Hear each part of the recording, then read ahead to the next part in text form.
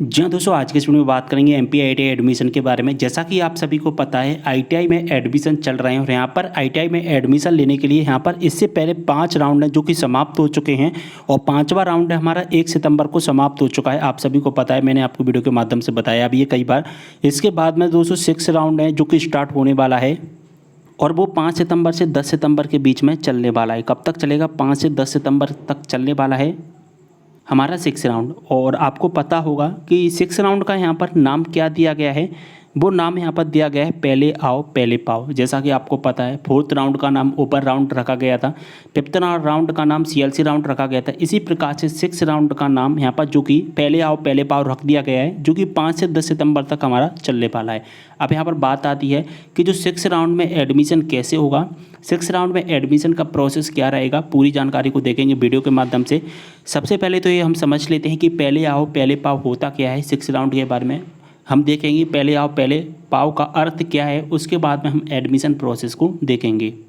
जैसा कि देख पा रहे हैं, हमने रूल बुक को डाउनलोड किया है और रूल बुक में 14.6 नंबर के पैरा में क्लियर मेंशन किया गया है पहले आओ पहले पाओ के बारे में। पहले आओ पहले पाओ का अर्थ क्या होता है 14.6 पैरा में दिया गया है। आप इसकी रूल बुक को डाउनलोड करके आप भी देख सकते हैं और उस रूल बुक में पहले आओ पहले पाओ के बारे में यहाँ पर 3 लाइनों में यहाँ पर बताया गया है इसका अर्थ। सीएलसी राउंड के पश्चात, यानी कि आपको पता है सीएलसी का यहाँ पर जो नाम था वो क्या था, 5th राउंड, ठीक है। तो 5th राउंड के बाद में, सीएलसी राउंड के बाद में यदि कोई सीटें खाली रह जाती हैं, जी हाँ दोस्तों, 5th राउंड जो समाप्त हो चुका है 1 सितंबर को, वो 1 सितंबर को जो राउंड समाप्त हुआ है 5th राउंड, इसमें अगर जो भी सीटें खाली रह जाती हैं उन सीटों को विभाग के द्वारा आदेश के अनुसार संस्थान स्तर पर, संस्थान स्तर का मतलब होता है कॉलेज लेवल पर, संस्थान स्तर का मतलब क्या होता है दोस्तों, कॉलेज लेवल पर आवेदकों को यानी कि स्टूडेंट को पहले आओ पहले पाओ पद्धति से प्रवेश दिया जाएगा। यानी कि पहले आओ पहले पाओ पद्धति से प्रवेश दिया जाएगा। इसका आपको मतलब समझ में आ गया होगा कि जो 5th राउंड जो समाप्त हुआ है 1 सितंबर को, 1 सितंबर को जो राउंड समाप्त हुआ है, अब इस राउंड समाप्त होने के बाद में कॉलेज में जो भी सीटें वैकेंट हैं, यानी कि जो भी सीटें खाली हैं, अगर सीटें खाली रह जाती हैं तो उन खाली सीटों पर कॉलेज के द्वारा, यानी कि इसमें एमपी ऑनलाइन का कोई भी रोल नहीं रहेगा, एमपी ऑनलाइन के द्वारा कोई भी काम नहीं होगा। जो भी काम होगा वो कॉलेज लेवल पर करवाया जाएगा। संस्थान स्तर का मतलब होता है कॉलेज लेवल पर जो भी काम होगा वो कॉलेज लेवल पर करवाया जाएगा। यहाँ पर एमपी ऑनलाइन के द्वारा केवल रजिस्ट्रेशन और चॉइस फिलिंग की प्रक्रिया करवाई जाएगी। बाकी की मेरिट लिस्ट होती है, फीस वगैरह, वो सभी काम कहाँ पर होंगे, वो कॉलेज में ही करवाए जाएंगे। अब कॉलेज लेवल पर आवेदन, यानी कि स्टूडेंट को पहले आओ पहले पाओ पद्धति से यहाँ पर प्रवेश दिया जाएगा। पहले आओ पहले पाओ पद्धति का यहाँ पर क्या मतलब होता है कि जो भी स्टूडेंट होगा कॉलेज में सबसे पहले अटेंडेंस के लिए जाएगा, यानी कॉलेज में उपस्थित हो जाएगा सबसे पहले उस, और अपनी फॉर्म को, एडमिशन फॉर्म है वो कॉलेज में जो भी सबसे पहले सबमिट कर देगा उसका एडमिशन हो जाएगा। मान के चलिए कॉलेज में 5 सीटें खाली हैं, ठीक है, मान के चलिए 5 सीटें यहाँ पर खाली हैं और स्टूडेंट है यहाँ पर 10। अब 10 स्टूडेंट में से, ठीक है, 10 स्टूडेंट में से जो भी सबसे पहले 5 स्टूडेंट अपने फॉर्म को कॉलेज में सबमिट कर देंगे, क्या कर देंगे, कॉलेज में सबमिट कर देंगे सबसे पहले। यानी कि एक तरह से रेस होगी, जो भी रेस में जीतता है फर्स्ट सेकंड थर्ड प्राइज मिलता है। उसी प्रकार से यहाँ पर पहले आओ पहले पाओ, आप समझ गए हैं मतलब इसका क्या होता है कि जो भी पहले आ जाएगा कॉलेज में अपना फॉर्म सबमिट कर देगा उसका ये एडमिशन यहाँ पर हो जाएगा। अब यहाँ पर पहले पाओ का आप मतलब समझ चुके हैं। अब यहाँ पर चलिए देख लेते हैं इसकी एडमिशन प्रोसेस क्या होती है। तो जैसा कि देख पा रहे हैं, हमने इसकी रूल बुक को डाउनलोड कर लिया और जब हमने इसकी रूल बुक को डाउनलोड किया, जैसा कि यहाँ पर आप देख पा रहे हैं, रूल बुक हमने डाउनलोड कर लिया। और दोस्तों जो रूल बुक है डाउनलोड की है मैंने, वो 2021 की रूल बुक डाउनलोड की है, क्योंकि अभी 2022 पहले आओ पहले पाओ की यहाँ पर रूल बुक नहीं आई है। और जो पहले आओ पहले पाओ 2021 में एडमिशन प्रोसेस थी, वहीं सेम टू सेम 2022 में भी रहने वाली, क्योंकि 2021 में भी पहले आओ पहले पाओ रूल्स को लागू किया गया था। यानी कि पहले आओ पहले पाओ राउंड को लागू किया गया था, उसी के आधार पर एडमिशन हुए थे। ठीक इसी प्रकार से 2022 में भी पहले आओ पहले पाओ के आधार पर जो एडमिशन करवाए जा रहे हैं वो भी 2021 वाली रूल बुक के आधार पर ही करवाए जाएंगे। तो दोस्तों अभी तक क्या होता था कि आप रजिस्ट्रेशन करवाते थे, आप चॉइस फिलिंग करवाते थे, ठीक है, आप क्या करवाते थे दोस्तों, आप रजिस्ट्रेशन और चॉइस फिलिंग करवाते थे। आपको रजिस्ट्रेशन एक बार करवाना होता था और चॉइस फिलिंग भी एक बार करवानी होती थी। आपको पता है, आप रजिस्ट्रेशन एक बार करवा लेते थे, चॉइस फिलिंग आप एक बार करवा लेते थे और आपकी मेरिट लिस्ट आती थी। अगर आपका मेरिट लिस्ट में नाम आ जाता था तो फिर आप एडमिशन लेते थे, अगर नहीं आता तो फिर नेक्स्ट राउंड का वेट करते थे। लेकिन इसमें ठीक उल्टा होने वाला है। अब ठीक उल्टा क्या होने वाला है कि आपको इसमें रजिस्ट्रेशन तो एक बार ही करवाना है, यानी कि रजिस्ट्रेशन नहीं करवाना है आपको, उन स्टूडेंट को नहीं करवाना है जिन्होंने करवा लिया है। जो फ्रेशर है केवल उनको यहाँ पर रजिस्ट्रेशन करवाना है, ठीक है। रजिस्ट्रेशन अगर आपने पहले करवा ली तो यहाँ पर करवाने की ज़रूरत नहीं, लेकिन यहाँ पर जो चॉइस फिलिंग होगी आपको पर डे करवानी होगी। जी हाँ दोस्तों, यहाँ पर आपको चॉइस फिलिंग करवानी होगी, वो पर डे करवानी होगी। पहले चॉइस फिलिंग आप एक बार करवाते थे, मान के चलिए 1 तारीख को कोई राउंड आया और 5 तारीख तक राउंड चलने वाला है, तो आप 1 तारीख को यहाँ पर चॉइस फिलिंग करवा लेते थे। अगर उस राउंड में नाम आ जाता तो ठीक है, नहीं था फिर आप नेक्स्ट राउंड का वेट करते थे। लेकिन ये जो पहले पाव है, जो 5 तारीख से लेकर के 10 तारीख के बीच में चलने वाला है, और यहाँ पर 5 तारीख को अगर आपका कॉलेज में एडमिशन चाहिए तो 5 तारीख को चॉइस फिलिंग करवानी होगी। अगर 5 तारीख की जो कॉलेज में चॉइस फिलिंग करवाई है और उसमें अगर आपका नाम नहीं आया है तो फिर आपको जो 6 तारीख आएगी, 6 तारीख यानी कि फिर अगले दिन आपको फिर से चॉइस फिलिंग करनी होगी।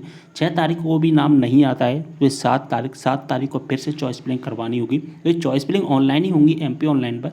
इसके बाद अगर 8 तारीख है, 8 तारीख को भी चॉइस फिलिंग करवानी होगी अगर आपका नाम नहीं आता है। इसी प्रकार से आपको पर डे चॉइस फिलिंग करवानी। अगर आपका नाम आ जाता है तो मान के चलिए 8 तारीख को आपने चॉइस फिलिंग करवाई, ठीक है। 8 तारीख को जब आपने चॉइस फिलिंग करवाई तो क्या हुआ, 8 तारीख वाली चॉइस फिलिंग में क्या हुआ है, आपका नाम आ गया है। तो आपको जो एडमिशन लेना होगा, यानी कि जो आपके कॉलेज में नाम आया उस कॉलेज में डॉक्यूमेंट वेरिफिकेशन करवाने होंगे सेम डे, ठीक है। इस बात का विशेष ध्यान रखना है, सेम डे करवानी होंगी और फीस भी आपको सेम डे करनी होगी। अगर मान के चलिए 8 तारीख को आपका नाम आ गया और 8 तारीख को आपने डॉक्यूमेंट वेरिफिकेशन नहीं करवाया उस कॉलेज में और फीस भी सबमिट नहीं की, तो फिर 9 तारीख लग जाएगी ना, तो 9 तारीख को आपका नाम हटा दिया जाएगा। 8 तारीख को जो नाम आया है फिर 9 तारीख को हटा दिया जाएगा। यानी कि कहने का मतलब है कि आपको जो एडमिशन लेना है वो सेम डे में ही एडमिशन लेना होगा।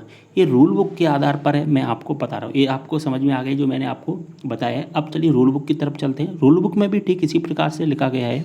मैंने आपको सबसे पहले उदाहरण के तौर पर बताया, फिर मैं आपको रूल बुक को समझा देता हूँ, ठीक है। शासकीय ITI में प्रवेश हेतु प्रक्रिया, तो यहाँ पर क्लियर मेंशन किया गया है कि पूर्व से रजिस्टर्ड आवेदक नई चॉइस फिलिंग कर अथवा ऐसे आवेदक जिन्होंने MP ऑनलाइन पोर्टल पर रजिस्ट्रेशन नहीं किया है वे रजिस्ट्रेशन करवा पाएंगे 5 से 10 सितंबर के बीच में। और प्रवेश हेतु क्या करना है, अगर आपको प्रवेश लेना है तो चॉइस फिलिंग करवानी होगी। चॉइस फिलिंग करवाने के बाद में आपकी मेरिट लिस्ट आएगी और मेरिट लिस्ट कब आएगी, आपके कॉलेज में आएगी और कॉलेज में दोपहर के 2 बजे के बाद में आपकी मेरिट लिस्ट आएगी।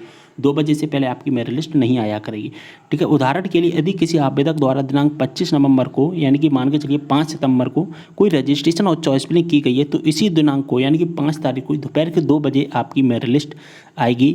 और कहाँ पर मेरिट लिस्ट आएगी, आपके कॉलेज में आएगी। कॉलेज में आपको उपस्थित होना होगा और आपको अपनी फीस सबमिट करनी होगी। अगर आवेदक यानी कि स्टूडेंट 5 तारीख को सेम डे में अगर उपस्थित नहीं होता है तो फिर उसका जो एडमिशन है वो संस्था में नहीं होगा, वो कैंसिल कर दिया जाएगा, ठीक है। यहाँ पर आपको अच्छी समझ में आ गई। अब देखिए नेक्स्ट पैरा में लिखा गया है, क्या लिखा गया है कि प्रत्येक दिन आपको नई चॉइस फिलिंग करनी होगी। जैसा कि मैंने आपको बताया, पर डे आपको नई चॉइस फिलिंग करनी होगी, जिसमें पिछले दिवस की चॉइस फिलिंग रात्रि 12 बजे निरस्त कर दी जाएगी, जैसा मैंने अभी आपको बताया। उदाहरण के लिए किसी आवेदक द्वारा 5 सितंबर को चॉइस फिलिंग की गई है परंतु निर्धारित समय अवधि में प्रवेश नहीं लिया गया, यानी कि 5 सितंबर को एडमिशन नहीं लिया है, तो फिर 26 तारीख यानी कि 6 तारीख को पिछले दिन की यानी कि 5 तारीख की जो चॉइस फिलिंग है वो मान्य नहीं होगी। आवेदक को नई चॉइस फिलिंग करना अनिवार्य होगा, यानी कि 6 सितंबर को फिर से चॉइस फिलिंग करनी होगी।